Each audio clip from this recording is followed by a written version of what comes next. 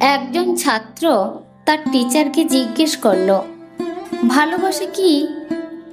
শিক্ষক বলল, আমি তোমার উত্তর দেব, কিন্তু তার আগে তোমাকে একটি কাজ করতে হবে। আমাদের স্কুলের সামনে যে ভুট্টার ক্ষেত আছে, তুমি সেখানে যাও এবং সবচেয়ে বড় ভুট্টাটি তুমি নিয়ে এসো। কিন্তু একটা শর্ত আছে, তুমি সবচেয়ে বড় ভুট্টাটি খুঁজে নিয়ে আসবে এবং খুঁজতে খুঁজতে যে ভুট্টাটি পেছনে ফেলে গেছো তার নিতে পারবে না। ছাত্রটি মাঠে গেল এবং ভুট্টার ক্ষেতের প্রথম সারিতে খোঁজা শুরু করলো।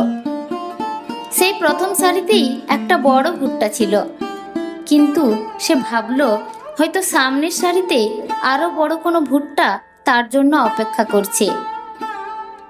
পরে যখন সে মাঠের অর্ধেকের বেশি খোঁজা শেষ করলো, তখন বুঝতে পারল এদিকের ভুট্টাগুলো ঠিক অতটাও বড় নয় যেটা সে আগেই খুঁজে পেয়েছিল।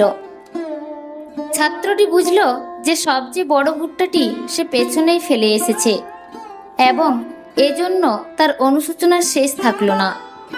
তাই সে খোঁজা বাদ দিয়ে খালি হাতেই টিচারের কাছে ফিরে এলো। টিচার তাকে বলল, এটাই ভালোবাসা।